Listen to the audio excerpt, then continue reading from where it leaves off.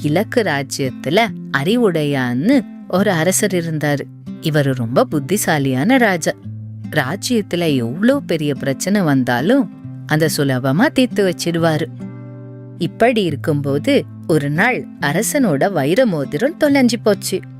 அது தொலைஞ்சு போன நேரத்துல அந்த இடத்துல 3 பேர் இருந்தாங்க. மந்திரி சோமண்ணா, அமைச்சர் கண்ணையா, அப்புறம் வேலைக்காரன் மாறா. அரசர் 3 பேரையும் தர்பாருக்கு விசாரிக்க கூட்டிட்டு போறாரு. நம்ம ஏன் இந்த சபையை கூட்டியிருக்கோன்னு உங்க எல்லாருக்கும் தெரியும். என்னோட வைர மோதிரம் தொலைஞ்சு போயிருக்கு. அது உங்க 3 பேர்ல ஒருத்தர் தான் எடுத்திருக்கீங்கன்னு எனக்கு நல்லாவே தெரியும். நீங்களா ஒத்துக்கிட்ட தண்டனை சின்னதா இருக்கும், இல்லன்னா வாழ்க்கை முழுக்க சிறைச்சாலையில தான் இருக்கணும். மகாராஜா, எனக்கும் இந்த வைர மோதிரத்துக்கும் எந்த சம்பந்தமும் இல்ல. நான் எதையும் எடுக்கல மகாராஜா. மகாராஜா, நானும் அந்த வைர மோதிரத்தை திருடல.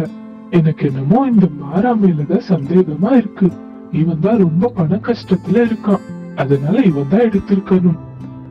மகாராஜா, நான் பண கஷ்டத்துலதான் இருக்கேன் மகாராஜா. ஆனா நான் அடுத்தவங்க சொத்துக்கு ஆசைப்பட மாட்டேன். சத்தியமா நான் உங்க மோதிரத்தை எடுக்கல மகாராஜா, என்ன நம்புங்க. 3 பேரும் பேசி முடிச்சுட்டாங்க. தர்பார் முழுக்க அமைதியா இருந்துச்சு.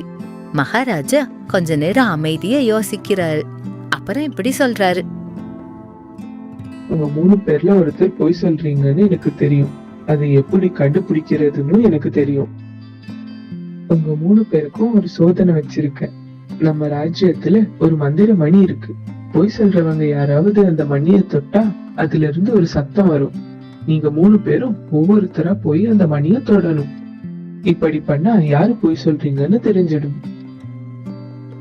மகாராஜா, உண்மையாவே இந்த மணி சரியா திருடனை கண்டுபிடிச்சிடுமா? நீங்க கவலையே படாதீங்க, இந்த மணி சரியாவே வேலை செய்யும். இப்படி சொல்லிட்டு மகாராஜா அவங்க எல்லாரையும் கூட்டிட்டு ஒரு இருட்டு அறைக்கிட்ட போறாரு. அந்த அறைக்கு நடுவுல அந்த மந்திர மணி இருந்துச்சு. அறை முழுக்க ஒரே இருட்டா இருந்துச்சு. இந்த அறைக்குள்ள ஒவ்வொருத்தரா போகணும். யாரும் வேற யாரையும் பார்க்க கூடாது. மணிய நல்லா தொட்டுட்டு அப்படியே வெளியே வாங்க. ஒருவேளை மணில இருந்து சத்தம் வந்தா அப்ப யாரு போய் சொல்றீங்கன்னு தெரிஞ்சிடும். முதல்ல கண்ணையா அந்த அறைக்குள்ள போறாரு. அவர் மணிய தொட்டுட்டு திரும்ப வந்ததுக்கு அப்புறமா மிச்ச 2 பேரும் போய் மணிய தொட்டுட்டு திரும்ப வராங்க. ஆனா யாரு தொடும்போதும் அந்த மணில இருந்து சத்தமே வரல. எல்லாரும் திரும்ப தர்பாருக்கே போறாங்க. மகாராஜா, மணில இருந்து சத்தமே வரலையே, இப்போ என்ன பண்றது? இப்போ என்ன பண்றதுன்னு நான் சொல்றேன். 3 பேரும் உங்க கைய முன்னாடி நீட்டுங்க. 3 பேருக்கும் ஒரே குழப்பமா இருக்கு. அதே குழப்பத்தோட கைய முன்னாடி நீட்டுறாங்க. மாறன் அப்புறம் சோமுவோட கை கருப்பா இருந்துச்சு. கண்ணையாவோட கை சுத்தமா இருந்துச்சு. கண்ணையா, என்னோட மோதிரம் எங்க? மகாராஜா, நீங்க என்ன சொல்றீங்க? எனக்கு ஒண்ணுமே புரியலையே. உங்க மோதிரம் எங்கன்னு எனக்கு எப்படி தெரியும்? கண்ணையா, மந்திர மணியும் இல்ல ஒண்ணும் இல்ல. உங்க 3 பேருக்கிட்ட இருந்து உண்மையை வரவழைக்கதான் நான் அந்த பொய்ய சொன்னேன். அந்த மணியில நான் அடுப்பு கறிய பூசி வச்சிருந்தேன். ஒருவேளை நீங்க அது தொட்டு இருந்தா உங்க கையில கரை இருந்திருக்கும். ஆனா உங்க கை சுத்தமா இருக்கே.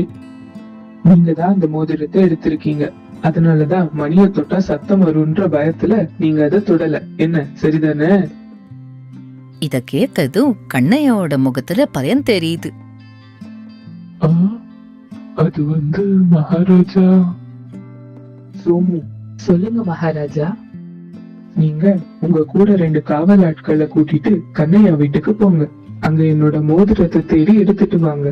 அப்படியே இந்த கண்ணையாவை சிறைச்சாலைக்கு அனுப்புங்க. இனி இவனோட வாழ்க்கை அங்கதான்.